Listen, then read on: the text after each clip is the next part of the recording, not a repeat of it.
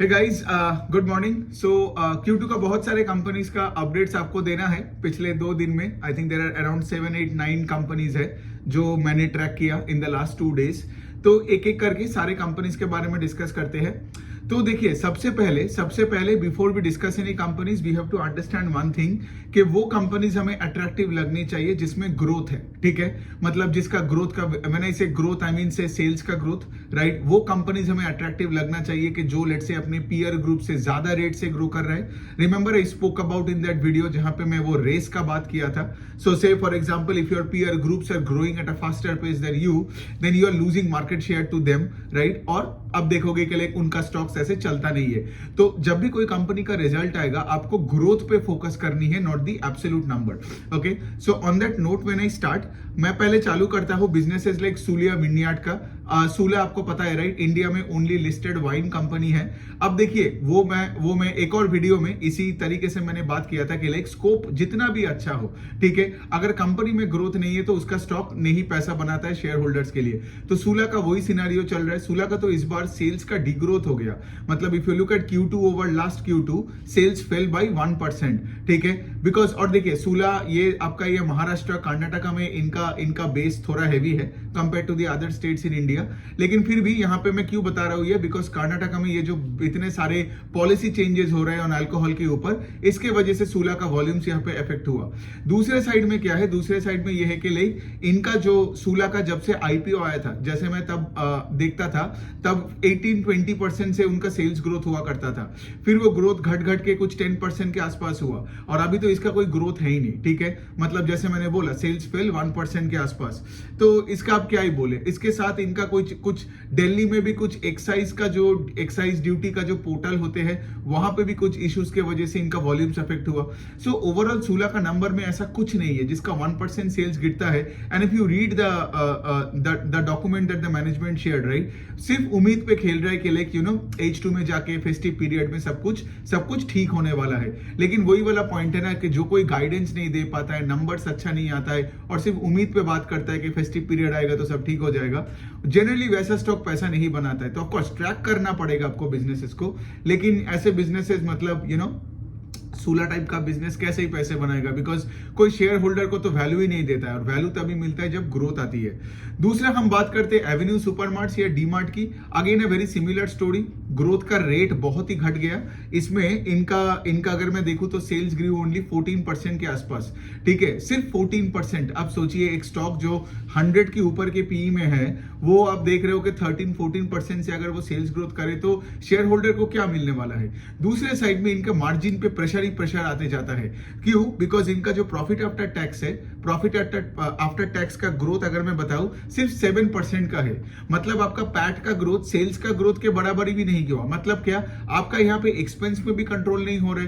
मतलब सोचिए, 100 PE का स्टॉक जहां पे सेल्स ओनली 14% का ग्रोथ और पैट आपका ओनली 5% का ग्रोथ दे रहे, तो मतलब क्या ही होगा ऐसे कंपनीज के साथ। दूसरे साइड में आप देखोगे कि लाइक एवेन्यू सुपरमार्ट्स का 377 का स्टोर्स है, और उन्होंने इस क्वार्टर में Q2 में कितना ऐड किया? Only 6 stores. तो इसका क्या मतलब होता है? If you are adding 6 stores on a quarterly level on a base of 370 stores, मतलब आपका स्टोर एक्सपेंशन रेट भी सिंगल डिजिट में है। Got it. और मैनेजमेंट ने एक चीज तो क्लियरली बता दिया कि उनका जो स्टोर्स है, जितने नंबर ऑफ स्टोर्स है विच आर 2 साल पुरानी दुकानें हैं, they are growing at 7%, right. तो इसका क्या मतलब, आप एक हिसाब लगा सकते हो कि store addition rate is 6% on an annual level and 7% से, जिसको हम बोलते हैं same store sales growth, right. मतलब जो स्टोर्स जो 2 साल 3 साल पुरानी जो दुकानें हैं, वो किस रेट से ग्रो कर रहे हैं? वो कर रहे हैं और एक 7% से। सो 7 और 6 मिलाओगे तो इनका जो सेल्स ग्रोथ है 13-14%, वही आ रहा है। तो not very attractive. Again the same thing सूला के तरह यहाँ पे आपका डीमार्ट भी। दूसरा चीज, एक और पॉइंट है यहाँ पे कि इनका डीमार्ट का, if you look at the business model, उनका एक FMCG और एक नॉन FMCG सेगमेंट है। द नॉन FMCG सेगमेंट मतलब ये जहां पे ये अपैरल्स, जूते, ये सब चीजें जो बेचते हैं, मर्चेंडाइजेस वगैरह बेचते हैं, खिलौने वगैरह बेचते हैं, यहाँ पे मार्जिन ज्यादा होता है compare to the FMCG space. FMCG is more of a volume space. लेकिन पिछले 2 साल से आप देख रहे हो कि इन्फ्लेशनरी प्रेशर की वजह से ये जो मर्चेंडाइज का जो स्पेस है यहाँ पे थोड़ा प्रेशर ज्यादा है compare to the FMCG space, ठीक है। तो यहाँ पे क्या हुआ, डीमार्ट का प्रोडक्ट मिक्स चेंज हुआ, मतलब in the non favourable way, है ना। बिकॉज हमें चाहिए था कि ये garments and apparel space and the merchandise का space becomes a higher part of total sales, ताकि आगे जाके तो और मार्जिन में एक्सपेंशन होगा। लेकिन हमने पिछले 2 साल में क्या देखा कि ये जो एफएमसीजी सेगमेंट है, FMCG segment is commanding a higher percentage of total sales today than what it did about 2 years back, right. So that is also not a good sign for the DMart shareholders, ठीक है। तो ये हो गया। तीसरा जो company है वो भी एक एफएमसीजी कंपनी है, वो है, उसका नाम है आपका गोपाल स्नैक्स करके। सो गोपाल स्नैक्स बेसिकली क्या बनाता है, वो 5-5 रुपए में, अगर आप गुजरात के साइड में हो तो आपने देखा होगा, श्योरली आपने देखा होगा दुकानों में ऐसे ये पान के दुकान में, नॉर्मल रिटेल के दुकान में भुजिया, गाठिया, फिर ये जो पेलेट स्नैक्स होते हैं, नमकीन्स होते हैं, ये सब बेचते हैं, ठीक है। तो Gopal snacks I think it's a Rajkot based company, जिनका आज भी 70-75% सेल्स आता है गुजरात से ही। लेकिन ये लोग क्या कर रहे हैं, अभी अपने मार्केट को एक्सपैंड कर रहे हैं। लास्ट ईयर को तो इसीलिए इन्होंने आई गेस आईपीओ लाया था कि इसीलिए इनको एक्सपैंड करना है to places like UP, MP, फिर आई थिंक महाराष्ट्र, राजस्थान, ये सारे एरियाज में, ठीक है। अब बात यही है गोपाल स्नैक्स में कि गोपाल स्नैक्स में उतना ग्रोथ नहीं आ रहा है। सिंपल सी पॉइंट है, जब से इनका आईपीओ आया गोपाल स्नैक्स का, मैं तो तब से ट्रैक कर रहा हूं, ठीक है। और आप देखोगे बिजनेस का 4% का सेल्स ग्रोथ, 6% का सेल्स ग्रोथ। इस बार भी गोपाल स्नैक्स का टोटल सेल्स ग्रोथ था कुछ अराउंड 12% के आसपास, 1-2। अब मैं 12% के लिए मैं क्यों स्टॉक मार्केट में आऊं और इतना मेहनत करूं एक कंपनी के साथ। दूसरे साइड में गोपाल स्नैक्स का जो इनका मार्जिन भी थोड़ा बहुत कॉन्ट्रैक्ट हुआ। तो ये डीमार्ट जैसे कहानी है, गॉट इट। मतलब ऐसे मत देखो, प्रोडक्ट्स अलग है, ठीक है। वो ग्रोसरी का दुकान है, वो डीमार्ट एफएमसीजी, नॉन एफएमसीजी, वो सब अलग है। ये आपका छोटा सा एक कंपनी है जो भुजिया, गाठिया ये सब बेचता है। लेकिन अल्टीमेटली देख लो, दोनों का 12% का ग्रोथ सेल्स का, और दोनों का पैट का growth is lower than sales का ग्रोथ, ठीक है।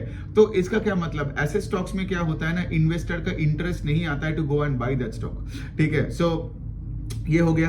गोपाल स्नैक्स का डिस्ट्रीब्यूशन तो सही चल रहा है, क्योंकि देखिए if you look eight businesses like Bikaji, देखो बीकाजी हो या बेक्टर हो, इन सब का रिजल्ट्स अभी तक नहीं आया है, ठीक है। So I can't just do a P2P comparison, because वो लोग भी छोटे हैं और वो लोग भी स्केल अप कर रहे हैं। तो देखो, आपका अगर प्रोडक्ट्स बिस्किट हो या भुजिया हो, आपको एक चीज पता है कि इनका बिजनेस मॉडल में क्या है, आपको डिस्ट्रीब्यूशन का खेल खेलना पड़ेगा, ठीक है। आपको वही 5 रुपए और 10 रुपए का पैकेट बेचना पड़ेगा, बिकॉज ये इंडिया है, ठीक है। आपको यहाँ पे वॉल्यूम का गेम खेलना पड़ेगा, और यहाँ पे अनऑर्गेनाइज सेक्टर में कितने लोग भुजिया वगैरह बेच रहे हैं, है ना। तो इसीलिए आपको क्या करना पड़ेगा, आपका प्राइस पॉइंट छोटा रखना पड़ेगा और डिस्ट्रीब्यूट करना पड़ेगा, which is good for Gopal snacks. Because Gopal snacks का लास्ट ईयर में आई थिंक 650 के आसपास उनका डिस्ट्रीब्यूशन पॉइंट्स था। अभी I think the number of points have gone up beyond 800, which is actually pretty good. I think they have added over 160 distribution points in the last 12 months या whatever 6 months to 12 months के बीच में। So the point is के लिए distribution पे तो focus कर रहा है, which is a good thing। उसके साथ हमें चाहिए कि इनका एक ब्रांड हो, ठीक है, ताकि डिस्ट्रीब्यूट करने में आसानी हो। When you go to a new state and people will be like, अच्छा ठीक है, ये हमारे शहरों में आया है, ठीक है, तो अच्छा है, मतलब लोगों के दिमाग में पहले से एक ब्रांड था। एंड तीसरा चीज ये है कि ले इसमें तुम्हारा मार्केटिंग एंड एडवर्टाइजमेंट में बहुत खर्चा करना पड़ता है, ठीक है। तो ये तीनों चीज अगर होता है तो आप देखोगे, इसीलिए एक कंपनी एक जगह से चालू होकर पूरे कंट्री में फैल सकता है। सो मैंने बीकाजी और बेक्टर का एग्जांपल इसीलिए लिया बिकॉज वो लोग भी यही कर रहे हैं, ठीक है। बेक्टर जैसे नॉर्थ से चालू होकर पूरा अभी पैन इंडिया बन रहा है, लेकिन अब देख रहे हो कि बेक्टर का pace of growth has always been higher, like higher than say Gopal snacks. I know Bector biscuit में है, लेकिन बेक्टर का 17, 18, 20% का ग्रोथ आता है। बीकाजी का भी वैसा ही है, बिटवीन 15 एंड 20% में उनका ग्रोथ आता है। लेकिन गोपाल स्नैक्स का उस रेट से नहीं आ रहा है। गोपाल स्नैक्स का इस बार भी 12% इज नॉट वेरी इंप्रेसिव। सो और गोपाल स्नैक्स का अगर मैं कंपनी का ROE का नंबर भी बताऊं, दैट्स अराउंड 12%। सो 12% ROE का company growing at 12% is not a very attractive thing. So इनका Q2 का नंबर भी मीडियोकर ही है। अब हम फोर्थ जो कंपनी की बात करते हैं, चलो एक काम करते हैं, ये वीडियो में ये तीनों कंपनी रखते हैं, अगले वीडियो में और 3 कंपनी कवर करते हैं। Thank you.